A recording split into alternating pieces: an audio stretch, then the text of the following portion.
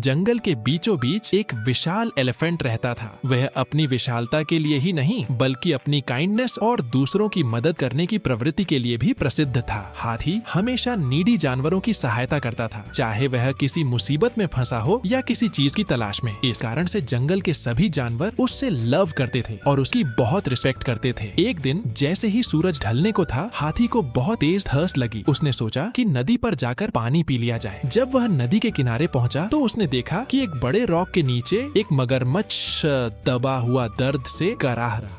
मगरमच्छ की हालत देखकर हाथी को उसकी दया आ गई। वह मगरमच्छ के करीब गया और पूछा, मगरमच्छ भाई, तुम इस पत्थर के नीचे कैसे दब गए? मगरमच्छ ने कराहते हुए कहा, हाथी दादा, मैं नदी के किनारे आराम कर रहा था, तभी न जाने कैसे पहाड़ से एक बड़ा रॉक टूटकर मुझ पर आ गिरा। मैं इसके नीचे दब गया और अब इस पेन से कराह रहा हूँ। मेरी मदद करो, कृपया इस पत्थर को हटा दो। मैं वादा करता हूँ कि मैं सदा तुम्हारा फेवर रहूंगा। हाथी को मगरमच्छ पर दया आ गई।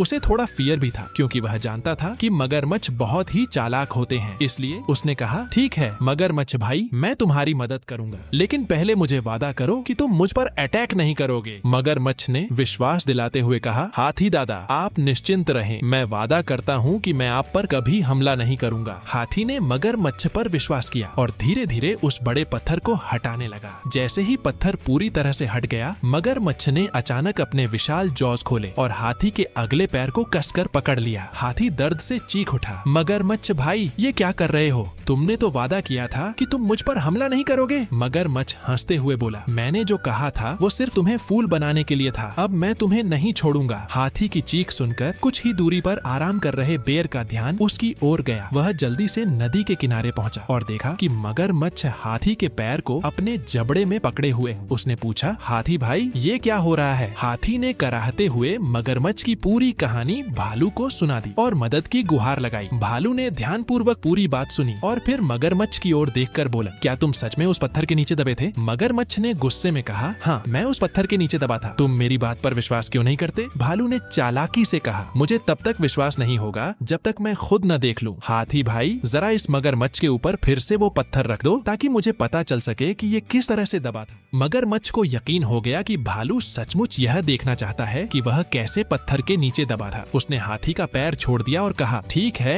दिखाओ। हाथी ने फिर से पत्थर उठाया और मगरमच्छ की पीठ पर रख दिया। जैसे ही पत्थर उसके ऊपर आ गया, मगरमच्छ की हालत फिर से खराब हो गई और वह दर्द से कराहने लगा। अब मगरमच्छ ने कहा, हाथी भाई, अब तुम पत्थर को हटा दो। मैंने भालू को दिखा दिया कि मैं कैसे दबा था। भालू ने मुस्कुराते हुए कहा, हाथी भाई, इस कनिंग मगरमच्छ ने तुम्हारे साथ धोखा किया था। यह तुम्हारी मदद के लायक नहीं है, इसे ऐसे ही छोड़ दो। आओ, हम यहाँ से चलते हैं। हाथी और भालू वहाँ से चले गए। मगरमच्छ वहीं पत्थर के नीचे दबा रहा। उसने जो धोखा दिया था उसका फल उसे मिल चुका था।